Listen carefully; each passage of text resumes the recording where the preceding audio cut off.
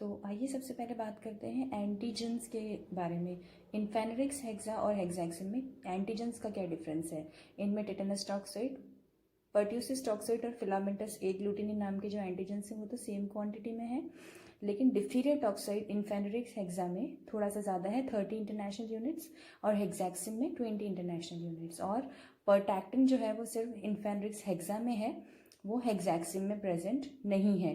तो इस हिसाब से देखा जाए तो जो एंटीजेंस हैं वो इन्फेनेरिक्स हेक्सा में ज़्यादा हैं एज कम्पेयर टू हेक्साक्सिन।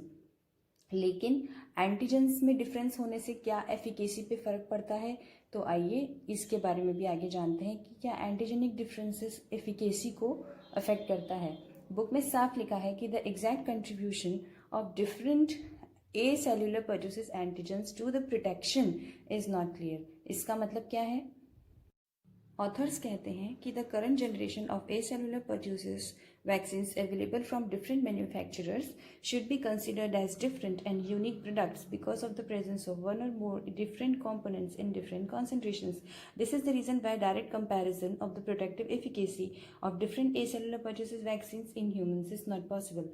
इसका मतलब ये है कि हम एंटीजेंस में डिफरेंस के हिसाब से एफिकेसी को नहीं तोल सकते, यानी कि दोनों की एफिकेसी हमें नहीं पता कि सेम है कि नहीं। और मार्केट में यही जो है माना जाता है कि दोनों ही acellular pertussis vaccines they have almost same efficacy. इसमें भी ये साफ लिखा हुआ है कि the available evidence is not sufficient to establish any significant difference in vaccine effectiveness of the acellular pertussis vaccines with differing number of components. तो दोनों की जो एफिकेसी है वो सेम है, इन स्पाइट ऑफ दोनों के जो कंटेंट्स हैं वो अलग अलग हैं। किसी भी वैक्सीन की जो इफेक्टिवनेस होती है या एफिकेसी होती है वो सिर्फ वैक्सीन पर डिपेंड नहीं करती, वो उसके वैक्सीनेशन शेड्यूल, उसका ट्रांसपोर्टेशन, उसका स्टोरेज, उसकी हर्ड इम्यूनिटी पॉपुलेशन में कैसी है और उसका एडहेरेंस जो है वो वहाँ की पॉपुलेशन में कैसा है, इस पर डिपेंड करता है। तो दोनों की एफिकेसी जो ह्यूमन ट्रायल्स हैं उसमें सेम पाई गई है in spite of their antigenic differences. दोनों की सेम है, एंटीजन दोनों के डिफरेंस हैं। तो अब साइड इफेक्ट्स की बात करते हैं।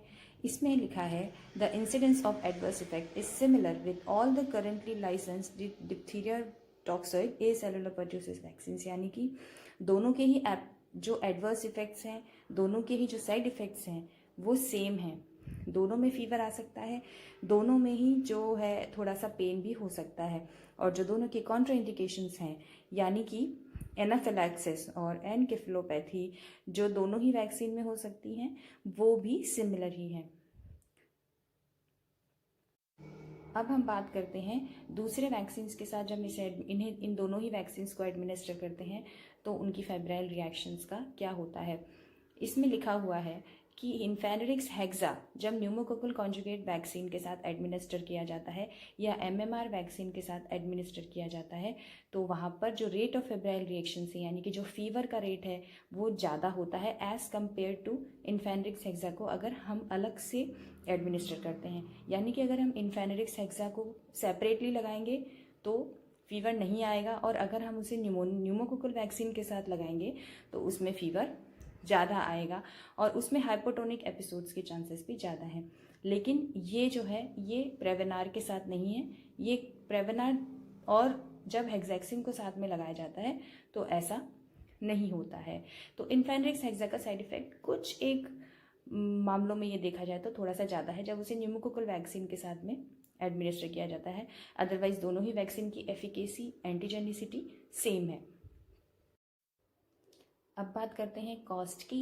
इन्फेनेरिक्स हेक्सा जीएसके का प्रोडक्ट है। इसमें एक लिक्विड और एक फ्रीज ड्राइड फॉर्म में वैक्सीन दो फॉर्म्स में आता है जिसे मिक्स करके हमको एक लिक्विड फॉर्म बनाना होता है और फिर 2 नीडल्स आती हैं जिसके साथ उसको एडमिनिस्टर करना होता है। इसकी कॉस्ट है मार्केट में 2800 रुपये।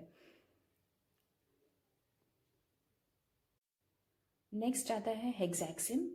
हेक्साक्सिन जो है वो पूरा ही लिक्विड फॉर्म में आता है, इसको रिकन्स्टिट्यूट नहीं करना होता है और इसके साथ 2 नीडल्स आती हैं। इसको डायरेक्टली हमको रेडी टू यूज़ होता है, इसको डायरेक्टली इंट्रोड्यूस करना होता है। ये सेनोफी पास्चर का प्रोडक्ट है और इसका कॉस्ट है मार्केट में 3900 रुपीज़। अब इन दोनों ही वैक्सीन्स में कॉस्ट का डिफरेंस क्यों है, ये कंपनी की अपनी पॉलिसीज़ होती हैं, we can not comment on it.